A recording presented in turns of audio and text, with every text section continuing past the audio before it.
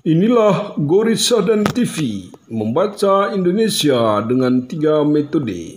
Metode pemikiran membaca Indonesia dengan 3 metode. Metode pemikiran kritis, metode pemikiran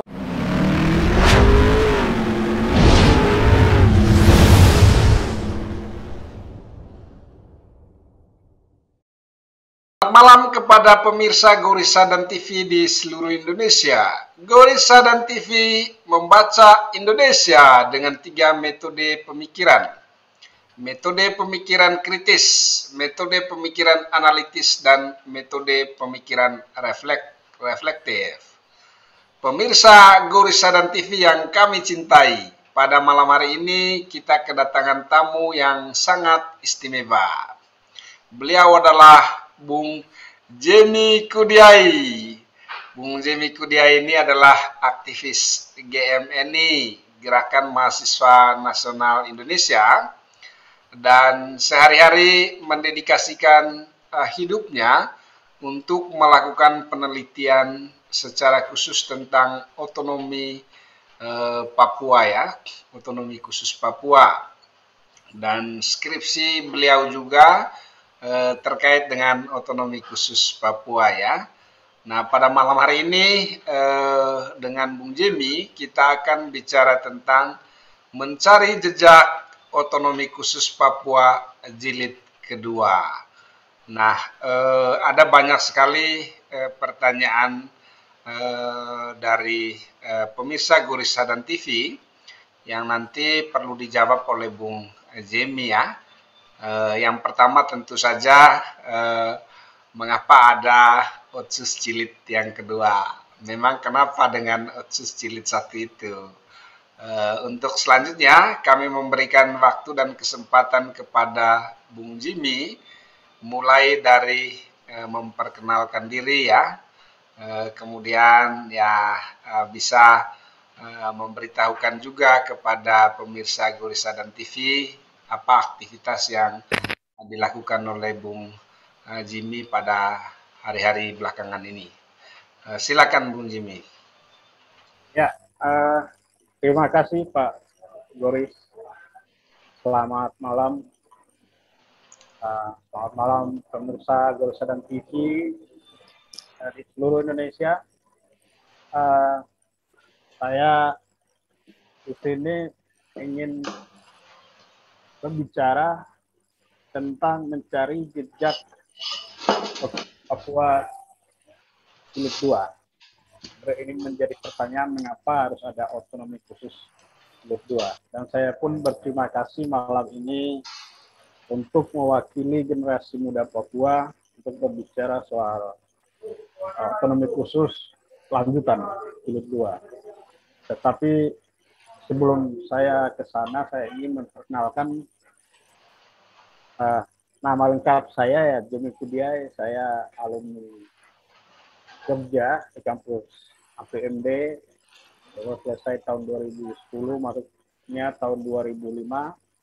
Jadi, Pak Goris, dosen pembimbing saya, sekaligus juga kakak, juga sekaligus dosen di kelas ya. Saya mengajarkan banyak hal entah dari kampus, di lembaga riset, dan lain-lain. Jadi aktivitas saya dulu selain kuliah, aktif di organisasi juga, saya aktif di IPD.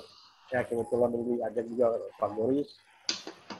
Itu aktivitas saya sekarang di Jakarta. Saya di salah satu lembaga ya, relawan Jokowi, itu yang tingkat zaman jaringan Kemandirian Nasional. Saya di posisi sebagai wakil sekretaris jenderal pengurus pusat. Selain itu juga saya ya kembangkan kegiatan sendiri, misalnya seperti di bidang usaha. Jadi pengembangannya di Jakarta. Jadi perkenalan singkatnya seperti itu ya Pak Boris. Saya ingin langsung saja masuk pada tema diskusi pada malam hari ini tentang mencari jejak otonomi khusus Papua. Nah, ini otonomi khusus ini berdasarkan story daripada otonomi khusus sendiri sudah diberlakukan sejak tahun 2001 sesuai dengan Undang-Undang Otsus nomor 21 tahun 2001 hingga berjalannya waktu sampai tahun 2008 juga berubah menjadi Undang-Undang Otsus nomor 35 tahun 2008 berhubung dengan pemekaran Provinsi Papua Barat. Jadi aturannya berubah, kemudian rohnya otonomi khusus itu sendiri ada beberapa pasal yang hilang ya sejak tahun 2008 itu di masa kepemimpinan Presiden Susilo Bambang Yudhoyono. Sehingga saya ingin menggarisbawahi bahwa pantas kalau implementasi otonomi khusus Papua dan Aceh itu kalau diberlakukan itu secara kekhususannya sangat berbeda jauh. Aceh diberlakukan otonomi khusus dengan spesifikasinya dengan adanya partai politik lokal. Sedangkan Papua dalam pandangan pemerintah pusat itu mengatur bahwa secara spesifik dengan hadirnya MRP itu lebih cukup ketimbang menghadirkan partai politik lokal di Papua. Ini menjadi poin yang sangat ditakutkan oleh pemerintah pusat. Karena dari sejarah hadirnya otonomi khusus Papua juga itu munculnya persoalan berawal dari disintegrasi bangsa. Yang kemudian sampai hari ini pun juga dari poin undang-undang implementasi otonomi khusus itu tidak berjalan sesuai dengan fakta yang ada di lapangan. Sedangkan otonomi khusus sendiri itu menjawab tantangan masalah kesenjangan di Papua sejak sebelum tahun 2021 ya di bawah tahun 2021 ya daerah yang masih benar-benar terisolir, letak geografis yang sangat luas, kemudian kultur masyarakat yang sangat berbeda di Papua, kemudian juga persoalan keterbelakangan, kemudian kemajuan akses pembangunan, kemudian efektivitas tentang pelayanan pemerintahan yang masih harus cukup butuh waktu sejak sebelum tahun hadirnya otonomi khusus dulu. Nah, setelah pasca munculnya otonomi khusus dengan adanya beberapa daerah pemekaran baru di wilayah Papua saat itu, kemudian ada kemudahan-kemudahan yang justru di bidang pemerintahan, kemudian beberapa putra daerah itu bisa menjadi kepala bagian di bidang pemerintahan, kemudian kepala dinas, bupati, wakil bupati. Ini poinnya masuk pada spesifikasi tentang otonomi khusus Papua. Sedangkan dalam undang-undang otonomi khusus itu mengatur yang bisa menjadi kepala daerah adalah kepala daerah dan wakil kepala daerah adalah orang asli Papua. Nah, ini poin paling penting di dalam paling penting dan poin yang paling kritis yang tentu juga dijawab di poin di dalam undang-undang Otsus lanjutan di undang-undang nomor 2. Ini poin ini saya pun juga tidak menemukan sama sekali. Ternyata perkembangan dinamika politik lokal itu justru tidak menguntungkan bagi orang asli Papua. Walaupun di satu sisi kata yang namanya OAP itu pun juga tidak memandirikan orang Papua di satu sisi, sedangkan di satu sisi pun juga menguntungkan karena spesifikasinya lebih mendorong pada kepentingan orang asli Papua sendiri. Tetapi poin yang tidak menguntungkan adalah ini yang munculnya sifat ketergantungan. Nah, ini yang menjadi persoalan bagi orang asli Papua. Oleh karena itu, dalam poin ini saya ingin menyampaikan bahwa dalam spirit Otsus dan hal kesuksesan yang tadi saya maksudkan, spiritnya itu yang kemajuan tentang pembangunan dan kesejahteraan, kemudian meningkatkan taraf hidup, hak-hak dasar. Kemudian yang paling penting adalah persoalan tata kelola keuangan, tata kelola pemerintahan, itu terlihat tidak efektif dan tidak transparan. Ini harus saya menyampaikan secara jujur dan terbuka. Buktinya, tata kelola pemerintahan itu melahirkan kong kali kong yang sangat luar biasa. Artinya dari di posisi ini tidak bisa melakukan penegakan hukum seperti pengelolaan tata keuangan pemerintahan daerah itu tidak transparan. Ini hal yang paling dilematis. Kemudian pemerintah pusat pun tidak berani melakukan tindakan hukum yang tegas terhadap elit lokal sebagai pengguna anggaran, sebagai pengelola. Sedangkan beberapa indikator penting dari poin ini adalah persoalan kucuran anggaran. Sejak tahun 2001 hingga tahun 2021, selama 20 tahun, ini sekitar 2 triliun lebih. Sedangkan soal pembangunan infrastruktur, kemudian ekonomi, persoalan sumber daya manusia, jumlah pengangguran, ini tidak teratasi secara baik. Sehingga saya sangat menyayangkan ketika perubahan dan lanjutan otonomi khusus di jilid kedua, itu ternyata poin-poin itu sangat ditakutkan oleh pemerintah pusat. Tidak ada poin yang benar-benar memihak kepada orang asli Papua.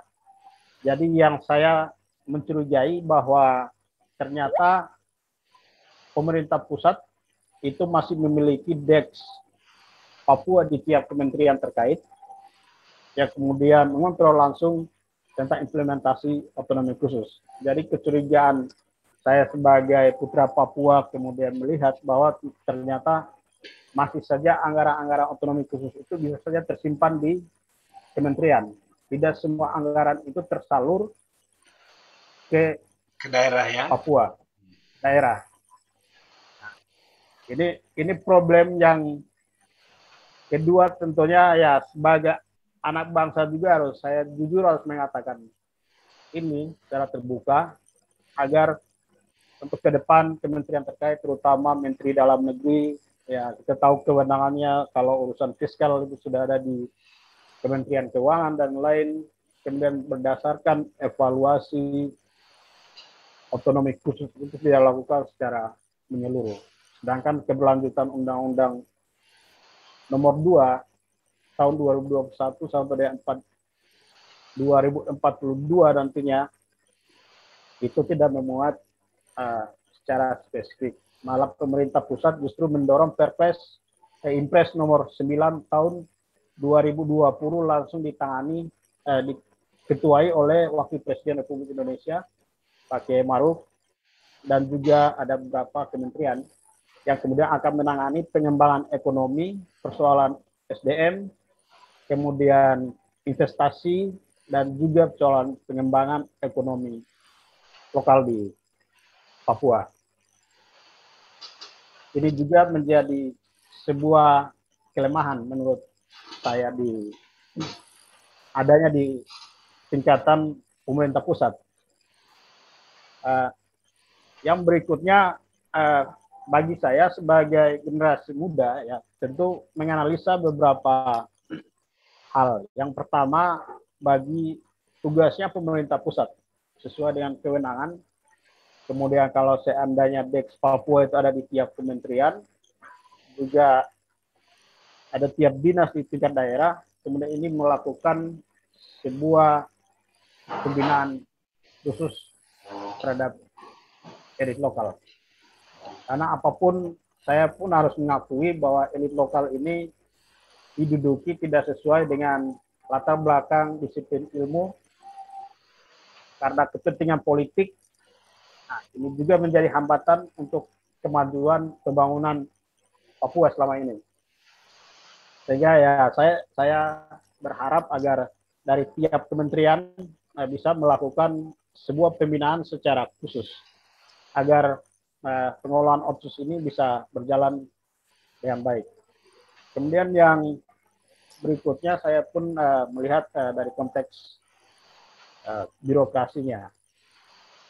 Yang sebenarnya yang paling penting adalah soal kerangka berada di Papua. Itu prinsip kehadiran otonomi khusus itu kan pada prinsip dari awalnya tidak terlepas daripada kerangka kesatuan negara Republik Indonesia. Nah, tapi dengan berjalannya waktu, ternyata banyak gejolak, persoalan HAM itu menjadi ancaman, kemudian kasus-kasus kepala daerah itu juga menjadi satu persoalan, ya kemudian pemerintah daerah menakutkan terhadap elit lokal, sehingga poin ini tidak terlalu ditegakkan dari sisi hukumnya, kemudian transparansinya dari tata kelola pemerintahnya pun juga tidak terlihat jelas. Jadi poin yang lainnya adalah kucuran anggaran, kemudian persoalan spesifikasinya itu kan yang tadi yang saya maksudkan adalah persoalan perdasi dan perdasus di Papua. Jangankan persoalan tata kelola keuangan, persoalan tata kelola pemerintahan pun juga, kalau saya searching di Google, selama berlakunya otonomi khusus, ternyata dari hal-hal yang bersifat teknologi, kemudian kita mudah mendapatkan sesuatu, ternyata Papua masih tertinggal jauh. Padahal anak muda Papua itu masih bisa dimanfaatkan, diberdayakan dengan yang banyak kecil anggaran yang ada itu agar bisa mengelola sesuatu hal-hal yang lebih pada persoalan inovasi, kemudian kreasi, lebih pada pengembangan ekonomi lokal. Nah itu pokoknya. Dan selanjutnya hal yang paling krusial yang saya perhatikan juga selama implementasi otonomi khusus ini, entah pemerintah pusat maupun pemerintah daerah itu lebih mengutamakan tentang isi buminya, sedangkan manusianya itu ya terlalu dipolitisir, kemudian tidak ada ruang untuk diisi oleh anak daerah itu sendiri.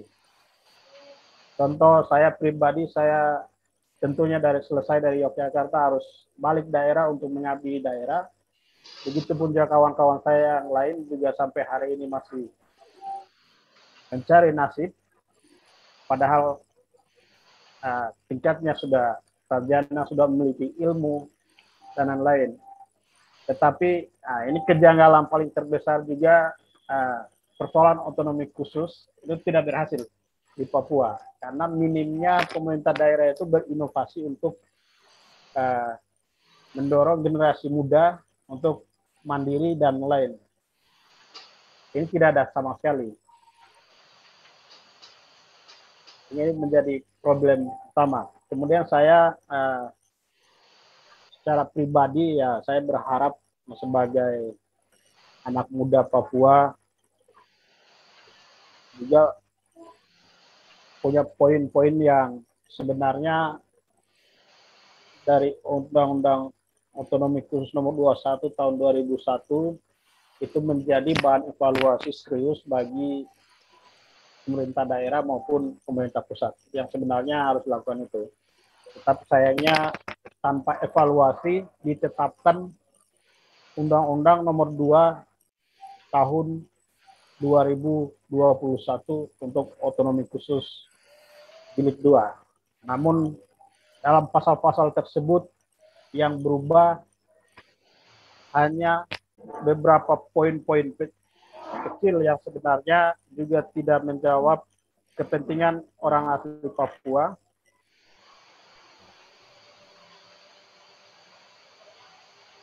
Jadi tentang kedudukan yang diperkuat adalah tentang kedudukan Majelis Rakyat Papua. Kemudian yang harus dimasukkan adalah persoalan dialog yang kemudian Papua tidak harus gejolak terus. Ini tentu sebelum penetapan Undang-Undang Nomor 2 yang harus dievaluasi adalah poin-poin seperti ini. Namun itu tidak terlihat jelas dalam Undang-Undang Otonomi Khusus. Sedangkan yang dipertanyakan juga ketika dalam Undang-Undang Otsus Nomor 2, ini pun juga saya menganalisa ke depan masih saja akan ada intervensi dari pemerintah pusat untuk lebih mengelola pada isi perut bumi Papua. Jadi bukan yang diberdayakan adalah hal-hal yang lebih produktif untuk dikembangkan oleh generasi muda. Misalnya seperti pengembangan kerajinan noken, itu persoalan real, sedangkan di sisi lain tentang pengembangan kopi, tani kopi, nah ini pun juga masih sangat minim. Jadi problem yang ada di Papua ternyata persaingannya lebih menonjol pada persoalan politik semata dan juga tidak memberdayakan putra-putra asli Papua dengan skill kemampuan yang dimiliki. Itu juga diperlihatkan oleh para kepala daerah untuk tidak berani untuk menjaring, untuk menjawab tantangan otonomi khusus dalam bingkai negara kesatuan Republik Indonesia, mewujudkan cita-cita demokrasi yang sebenarnya harus adil, tetapi ini pun tidak terlihat di Papua dalam hal implementasi. Sedangkan yang pada implementasinya itu berbanding terbalik justru lebih pada hal-hal normatif yang juga tidak dipahami sebetulnya dan pada implementasinya juga selalu salah. Nah, itu yang saya pahami Pak Guru. Sekian dan terima kasih. Oke bro, ini ada beberapa pertanyaan ya. Pertanyaan yang pertama dari pemirsa Guru Sadan TV, apa sih perbedaan yang paling menonjol ya antara otonomi khusus Papua Jilid 1 dengan otonomi khusus Papua Jilid 2?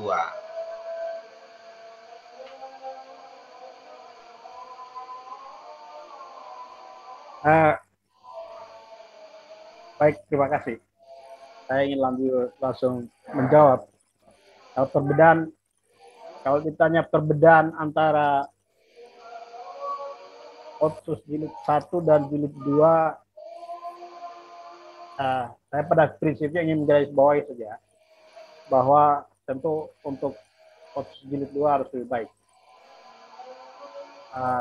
Yang paling penting tidak berbicara persoalan politik, tapi berbicara soal kesejahteraan orang Papua. Karena keberagaman pun juga itu terlalu indah di Papua, sedangkan di satu sisi pemerintah mengabaikan itu. Nah, kemudian perbedaan yang menonjol di Otsus Jilid 1 itu kebanyakan anggaran yang tidak jelas. Sumber anggaran itu ya sebenarnya dari 14,7 triliun. Contoh seperti di Provinsi Papua, itu masuk dalam porsi APBD yang sebenarnya juga nilainya cukup besar, yang kemudian keberhasilannya itu sangat minim. Kemudian data statistik juga menunjukkan bahwa dengan dari jumlah anggaran yang ada itu pun juga ketidakberhasilan daripada implementasi Otsus itu juga jumlah IPM, jumlah pengangguran yang paling tinggi di Papua dan masalah kemiskinan dan kesenjangan ya. Jadi pantas saja ya orang teman saudara-saudara kita di Papua itu selalu saja ribut, Nah, itu hanya karena uh, kesalahan di Otsus Jilid 1 itu sudah terlalu menemukan banyak masalah, terutama persoalan ekonomi. Nah, selain itu ya saya tidak ingin lebih melihat pada persoalan HAM dan lain-lain, tapi tentang ini lebih pada tata kelola pemerintahan di Papua itu sangat minim. Apalagi berbicara soal transparansi, akuntabilitas, pemerintahan itu masih sangat minim. Dan untuk Otsus Jilid 2 itu yang menonjol ya poinnya tidak berubah. Saya kira itu. Jadi jangan sampai ini berlanjut hampir sama dengan Otsus Jilid 1. Makanya tadi saya sudah menyatakan bahwa dari tiap kementerian itu sudah punya Deks Papua. Jadi perlu adanya pembinaan terhadap pengelola Otsus di Provinsi Papua. Mungkin jawaban saya terima kasih.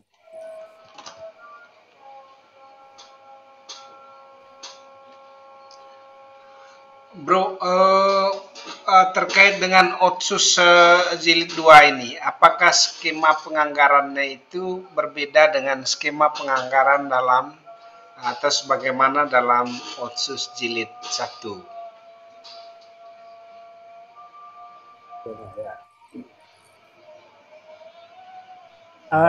Ini yang lebih menarik sebenarnya ya, saya sudah menyinggung bahwa dengan awal sebelum munculnya Undang-Undang Otsus nomor 2 dari tahun 2021 hingga nanti 2041, itu Undang-Undang nomor 2 itu sebelum muncul, sebelum dibahas di DPR, ditetapkan dan lain, sudah ada Inpres nomor 9 tahun 2020 yang lebih spesifiknya mengatur tentang pengelolaan Otsus di Papua itu langsung dikontrol oleh pemerintah pusat. Jadi poin spesifiknya tentang pengelolaan sumber daya alam, kemudian pengelolaan keuangan, dan juga persoalan pengembangan ekonomi dari kementerian terkait. Sedangkan untuk persoalan skema untuk pengelolaan keuangan, tentu sesuai dengan kewenangan desentralisasi, tentu masih tetap di pemerintah pusat. Ya, artinya saya di satu sisi juga bisa 100% ya mendukung pemerintah pusat untuk lebih ketat untuk mendorong pengelolaan keuangan, pengalokasian, sampai pada implementasinya tentu harus lebih jelas. Karena dalam undang-undang otonomi khusus, kemudian undang-undang tentang pemerintahan daerah nomor 23 tahun 2014 itu pun juga tidak terlepas daripada persoalan implementasi pemerintahan. Karena apapun persoalannya, berbicara soal Otsus Jilid 1, Jilid 2, apapun itu berada pada relnya undang-undang otonomi daerah, tidak undang-undang tentang pemerintahan daerah tidak terlepas daripada itu. Sehingga kemudian undang-undang tentang perimbangan keuangan dan lain, sehingga skema untuk Otsus Jilid 2 untuk pengalokasian anggaran itu tetap akan dilanjutkan oleh pemerintah pusat. Tentu juga ya harus ada satu wadah atau lembaga, misalnya dulu itu ada UP4B dan lain. Tentu ini harus lebih kritis untuk mewujudkan pembangunan Papua secara adil. Harus ada satu lembaga yang benar-benar dikontrol oleh pemerintah pusat. Oke bro, pertanyaan yang berikutnya dari Gorisa dan TV ya. Yang pertama, isu apa sih yang hendak dijawab oleh Otsus Jilid 2 ini? Kemudian yang kedua, kemajuan apa yang sudah dicapai di dalam kebijakan Otsus Jilid 1? Untuk pertanyaan pertama yang jilid 2, Pak. Ya, isu apa yang mau dijawab di Otsus jilid kedua ini? Kalau ada Otsus jilid satu, ada Otsus jilid kedua, berarti kan ada spesifikasi ya. Jilid satu Ya, untuk menjawab misalnya ketimpangan ekonomi antara Papua dengan daerah lain. Jilid 2 mungkin untuk menjawab secara khusus tentang pengelolaan pemerintahan daerah yang lebih baik misalnya. ya kalau secara spesifik bagi saya dari implementasi otonomi khusus jilid pertama itu sudah menunjukkan bahwa kesejahteraan itu tidak tercapai. Nah, tentu sebelum penetapan Undang-Undang Nomor 2 Otsus jilid 2 itu tentu dievaluasi secara total. Ini menunjukkan demokrasi yang sebenarnya, bahwa rakyat Papua itu juga harus tahu bahwa ternyata keberhasilan otonomi khusus selama ini itu seperti ini. Ini yang tidak ditunjukkan. Sehingga banyak problem yang muncul, bahwa sebagian warga Papua itu meminta agar melakukan dialog dan lain-lain. Ini juga persoalan kegagalan daripada implementasi Otsus jilid 1. Sedangkan berangkat dari persoalan itu, bagi saya secara pribadi dan beberapa teman-teman yang belum diakomodir dalam pasal-pasal Undang-Undang Otsus itu, sebenarnya untuk merangkul generasi muda Papua itu masuk dalam jajaran birokrasi maupun membangun sebuah kemandirian bagi generasi muda Papua yang prinsipnya harus diatur dalam tata kelola pemerintahan. Tentu penguatan di Perdasi dan Perdasus, pasal-pasal itu tentu dimunculkan dalam Undang-Undang Nomor 2. Sedangkan itu poinnya hanya mutar-balikan kalimat, tetapi bunyi kalimatnya yang beda, tetapi endingnya tetap dalam implementasinya akan sama. Dan itu akan merugikan generasi muda, bukan generasi muda Papua, tetapi pada umumnya. Sedangkan saya sebagai generasi muda Papua itu menginginkan membangun sebuah budaya kemandirian bagi generasi muda Papua.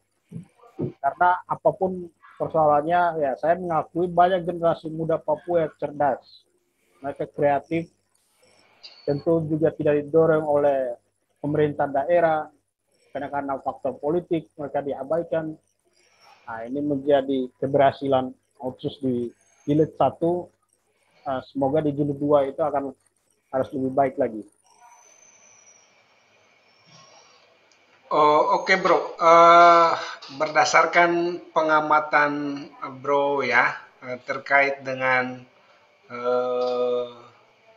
Otsus jilid 1, kira-kira tantangan apa sih yang akan dihadapi oleh kebijakan Otsus jilid 2 ini ke depan?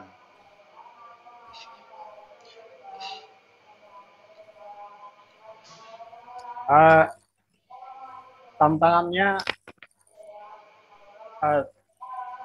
yang pertama persoalan kesejahteraan, ya, itu persoalan tantangan utama. Karena apapun kita berbicara otonomi khusus, mau berulang kali harus diimplementasikan di Papua dengan cara apapun, ini tergantung kebijakan pemerintah pusat harus lebih adil. Karena letaknya ada di kebijakan.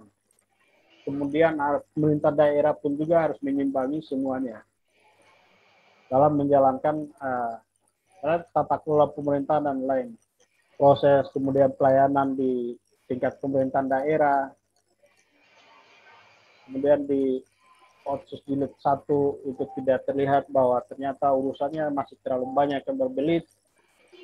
Nah, kemudian ini menjadi hambatan dan tantangan bagi kemajuan daerah maupun Otsus itu tidak berhasil. Salah satunya persoalan pelayanan, karena tidak ada kemudahan sama sekali bagi keterbukaan informasi maupun keterbukaan pelayanan publik dari pihak pemerintah ini sangat minim di Papua. Sehingga tantangannya ini hal-hal semacam ini. Sehingga poin penting yang menurut saya adalah tentu harus ada pembinaan-pembinaan khusus bagi para kepala daerah.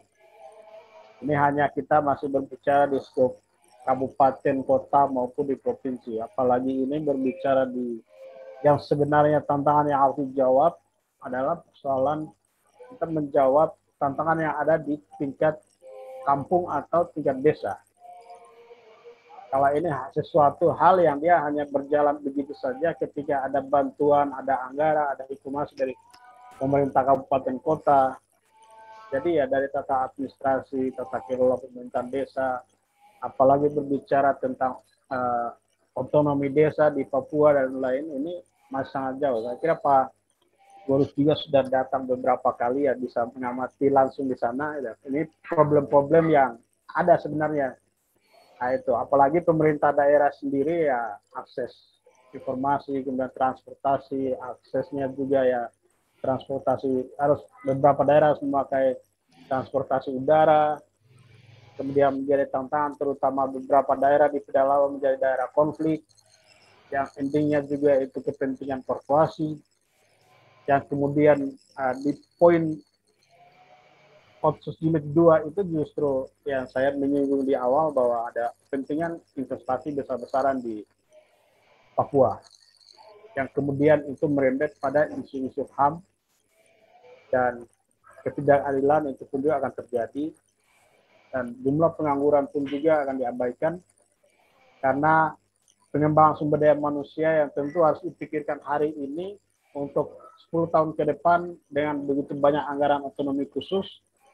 Saya kira itu bisa dijawab di Otsus lanjutan jilid kedua. Jadi poinnya pada bukan berbicara persoalan normatif, tetapi pada tataran implementasi yang benar-benar real pada konteks rakyat, ya kesejahteraan. Tidak hanya kesejahteraan ekonomi, tapi pengembangan sumber daya manusia. Jadi capaian-capaian itu pun juga sudah ada seperti program ADEM, ADIK, dan lain-lain. Bro, terkait dengan ini menarik ya, terkait dengan pengembangan sumber daya manusia. Saya rasa ini poin yang paling penting dan juga paling krusial ya. Ada nggak skema atau grand design dari kebijakan otonomi khusus jilid kedua ini terkait dengan pengembangan sumber daya manusia di Papua? Misalnya ya bagaimana anggaran otonomi khusus ini bisa mengakses ya penguatan pengetahuan dan keterampilan ya atau untuk pemberdayaan masyarakat, ekonomi masyarakat yang ada di desa, di kampung, kemudian juga bagaimana supaya mereka mempunyai akses ya kepada ekonomi-ekonomi yang produktif ya.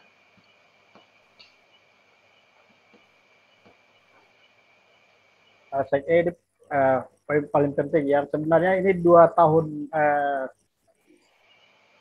belakangan ini sudah mulai ada program ADEM dan ADIK ya saya kira itu tetapi pengontrolannya masih sangat minim padahal kalau dilihat pengembangan sumber daya manusia ini sangat penting tetapi pola pembinaannya pada generasi muda Papua programnya itu sudah bagus tetapi pembinaannya itu dilepaskan begitu saja, dilepaskan ke tiap beberapa universitas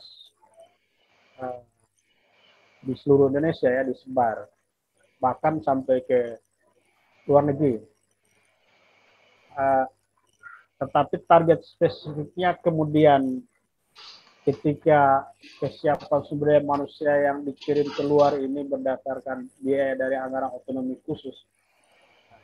Ini yang menjadi pertanyaan besar. Kemudian tugas pemerintah daerah itu hal apa yang harus disiapkan? Misalnya ketika mereka selesai kuliah, ya harus dibuka lapangan kerja. Untuk ketika selesai kuliah pulang, dia harus nganggur sampai 2-3 tahun, 4 tahun. Bahkan banyak yang berbondong harus menantikan tes CPNS, menantikan ya musim politik, masuk partai politik. Bahkan, nah ini problem utama dan ini real. Karena banyak teman-teman yang jurusan penerbangan tadinya pulang karena tidak ada lapangan kerja sama sekali, makanya larinya ke partai politik. Dan ini sesuatu hal yang tidak diabaikan, tetapi ya pemerintah daerah di Papua itu tidak menangkap problem-problem seperti ini. Sedangkan ya yang kedua, bagi saya pribadi, kalau saya memang menyarankan kepada pemerintah daerah, kalau mengirimkan dari biaya otonomi khusus, lemparkan ke tiap kota beberapa universitas, bahkan sampai ke luar negeri, pentingnya soft skill. Dengan pola pembinaan yang lebih khusus, soft skill, kemudian ketika selesai pulang, bisa mengembangkan sesuatu dan orang Papua itu bisa bersaing dengan saudara-saudara kita yang lain di Nusantara. Minimal ya hal-hal kecil saja. Kalau soal pengembangan misalnya kalau ekonominya kalau tidak mampu ya dia spesifiknya tentang apa dan lain. Nah ini pembinaan khusus ini yang sebenarnya harus dilakukan oleh pemerintah daerah. Itu Pak. Oke bro, kita masih punya waktu yang cukup ya, sekitar 5 menit ya. Bro boleh gunakan ya. Apa nih rekomendasi yang bisa bro sampaikan, khususnya terkait dengan implementasi kebijakan Otsus Jilid 2 ya, kepada pemerintah pusat, kemudian kepada pemerintah daerah ya. Tadi terkait dengan pemerintah pusat itu khususnya tentang skema penganggaran untuk Otsus ya, di mana skema penganggaran Otsus ini masih lebih banyak didominasi oleh kementerian atau lembaga-lembaga negara yang ada di pusat ya. Ternyata tidak semuanya itu ditransfer ke pemerintah daerah gitu ya. Kemudian yang kedua, rekomendasi terhadap pemerintah daerah terkait dengan tata kelola pemerintahan dan juga terkait dengan pengembangan sumber daya manusia. Silakan bro. Ya. Yang pertama saya kira di Impres nomor 9 yang tadi saya sebutkan sudah jelas. Ya, itu endingnya hanya mengontrol soal tata kelola keuangan. Kemudian cara mentransfernya itu apakah yang menjadi pertanyaan bagi publik juga, bahwa ternyata apakah itu akan disisipkan semua anggaran itu ke kementerian lalu disalurkan ke daerah, bahkan ada juga disalurkan langsung ke daerah. Yang sebenarnya yang terlihat ada kejanggalan antara pemerintah pusat juga dengan pemerintah daerah yang berkepentingannya terlalu banyak di sini. Nah, saya berharap ya ini di kepemimpinan Pak Presiden itu untuk mewujudkan isi nawacita yang kemudian juga harus transparan masuk dalam ranah birokrasi, pemerintahan, dan reformasi birokrasi dan lain-lain. Tentu soal Otsus ini, apalagi persoalan Papua, tidak harus diabaikan begitu saja.